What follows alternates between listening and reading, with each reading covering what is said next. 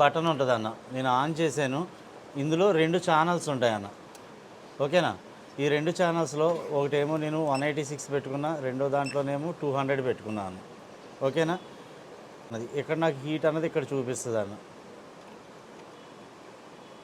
ఎప్పుడైతే 150కి రీచ్ అయిందో ఇప్పుడు దీన్ని ఒకసారి రీఫ్లో చేస్తున్నాను.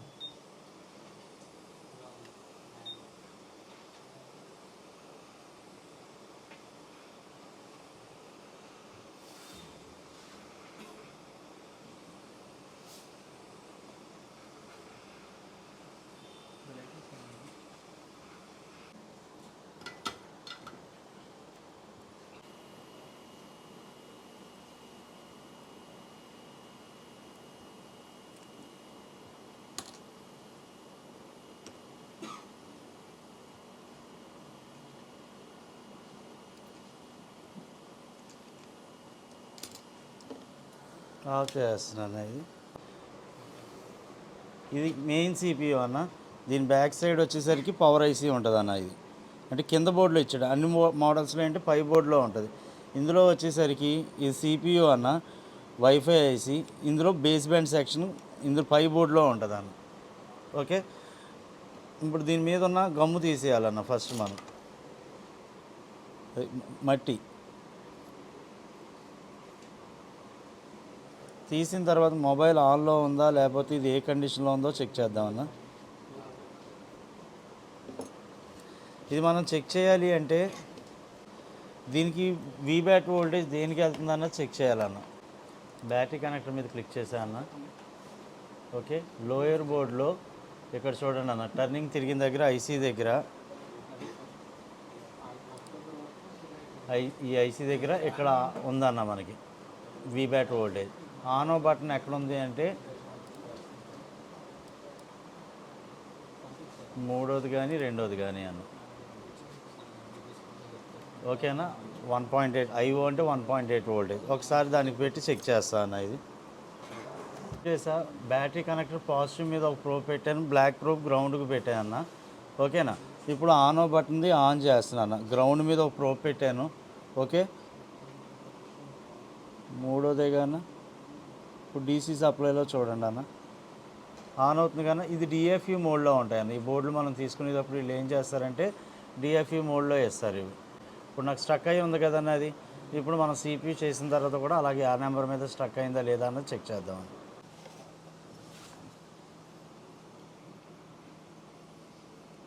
అన్న. ఒక్కొక్క బ్లోయర్కి ఒక్కొక్క హీట్ ఉంటుంది అన్న.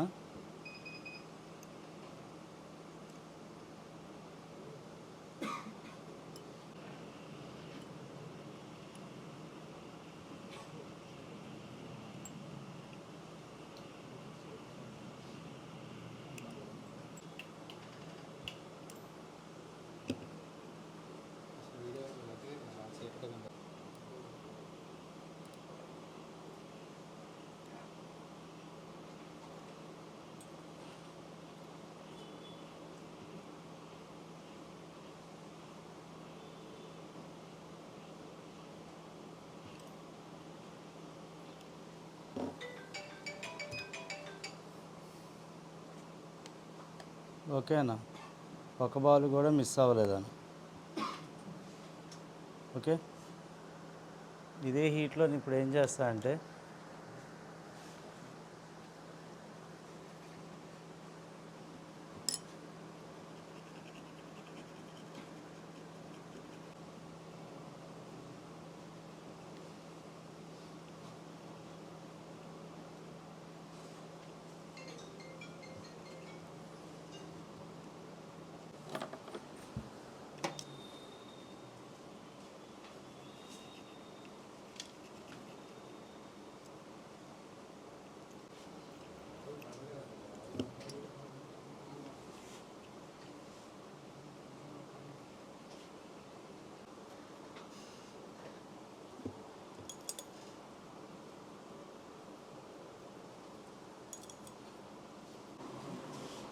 ఆన్ చేస్తున్నా అన్న.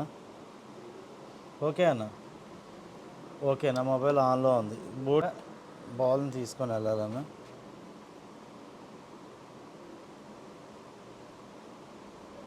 ఐసీకి టచ్ చేసాం అనుకోండి అన్న, చిన్న ఐసీ అయినా అంతే కదా, ఇందులో ఉన్న ఇది పాడైపోయింది సర్క్యూట్.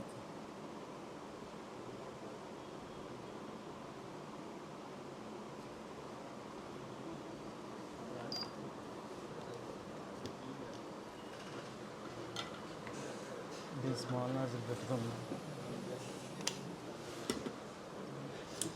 ఫ్యాన్ ఆఫ్ చేసి.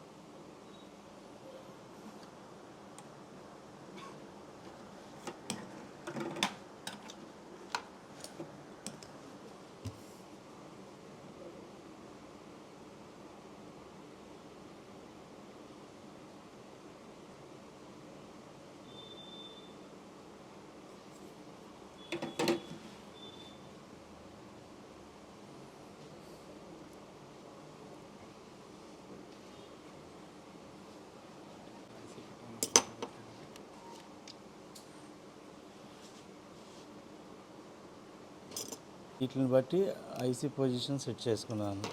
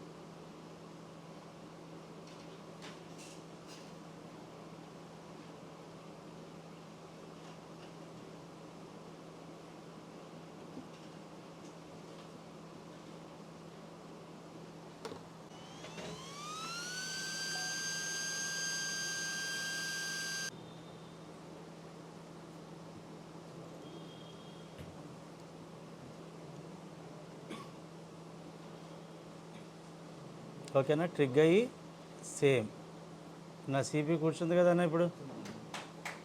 ఓకే అన్న, టీఎఫ్ఈ మోడ్లో ఉంది. ఫస్ట్ గ్లూ కట్ చేసుకున్నా అన్న, రెండో సందర్భంలో హీట్ బ్లోయర్ని బట్టి హీట్ ఉంటుందన్న. ఇది ఒక్కొక్క ఐసీని ఒక్కొక్క విధంగా మనం చేయాలి. హీట్లు మారుతూ ఉంటాయి, హ్యాండ్లింగ్ వేరుగా ఉంటుంది, మనం తిప్పే చెయ్యి కూడా వేరుగా ఉంటుందన్న. మనం చిన్న ఐసీ అయితే ఒకలా తిప్పాలి, పెద్ద ఐసీ అయితే ఒకలా తిప్పాలి. నేను పెట్టంగానే ఐసీ వచ్చిందంటే నా కౌంటింగ్ ఉంది అక్కడ. మీరు కౌంట్ చేశారో లేదో, కౌంటింగ్ని బట్టి ఇన్ని సెకండ్ కౌంటింగ్లో నేను ఇలా లిఫ్ట్ చేశాను, వచ్చేసింది. దాని వెనక వైపే పవర్ ఐసీ ఉంది, గ్లూ ఐసీ ఖచ్చితంగా లీక్ అవుతుంది. అది లీక్ అవ్వకుండా ఉండాలంటే దానికి టైం ఉంటుంది. ఆ టైంలో తీశాను. అలాగే రీబాల్ చేశాను. గ్లూ కూడా ఎంత స్పీడ్గా తీసానో చూశారు కదా. విక్ చేసుకున్న ఆన్ ది స్పాట్లోనే వెంటనే రీబాల్ చేసి ఎక్కించాను. ఏదైతే మనకు ఫస్ట్ రీడింగ్ ఉందో అదే రీడింగ్ వచ్చింది కదా. నేను ఒక్కొక్క బ్లోయర్ మీద యూజ్ చేస్తున్నా. ప్రతి దానికి ఒక సేఫ్ హీట్లు అన్నవి ఉంటాయన్న. ఆ సేఫ్ హీట్లు తెలియాలి అంటే కొంచెం మీరు ఏదైతే బేసిక్లో నేర్చుకున్నారో ఇది కొంచెం మీరు డబల్ డెక్కర్ల వరకు వచ్చారనుకోండి, నో ప్రాబ్లం అన్న. ఇక్కడి నుంచి వెళ్ళిన తర్వాత మీరు డబల్ డెక్కర్ వేయలేకపోతున్నారు అనుకోండి, 5 days అప్డేట్ క్లాస్ ఉంటుంది మీకు. 5 రోజుల్లో 2-3 రోజులు మీ ట్రబుల్ షూట్ ప్రాబ్లమ్స్ క్లియర్ చేసుకున్న 3 రోజులు డబల్ డెక్కర్ల మీద కూర్చుంటే ఇప్పుడు మీకు స్కిల్ ఆటోమేటిక్గా వెళ్ళిన తర్వాత ప్రయత్నం అయితే చేస్తారు కదన్న. మీరు 3 రోజుల్లో మీరు తెచ్చుకున్న సెట్లు ఒక 5-6 తెచ్చుకోండి. ఖచ్చితంగా 5-6 చేసుకుని వెళ్ళేటట్టు నేర్పిస్తాను నేను. ఒకవేళ డబల్ డెక్కర్లు వేసారు, అన్నీ బాగా ట్రబుల్ షూట్తో పాటు అన్నీ బాగానే చేస్తున్నారు అనుకోండి, ఐఫోన్ది ఇదే అన్న. ఇప్పుడు బోర్డు ఇరిగిపోయింది, ఈ బోర్డు నేను తీసుకొచ్చింది, ఆడు డేటా కాపాడాలి. ఇలాంటిది స్వాపింగ్ ఏమేమి మార్చాలో చెప్పా. ఇప్పుడు సిపియు హ్యాండ్లింగ్ వచ్చిందంటే స్వాపింగ్ ఈజీ అవుతుంది అన్న. ఇలాంటివన్నీ కొంతమందికి నేర్పించాం. మళ్ళీ 3 నెలల్లోని వాళ్ళకు కూడా అప్డేట్ క్లాస్ పెడుతున్నాం.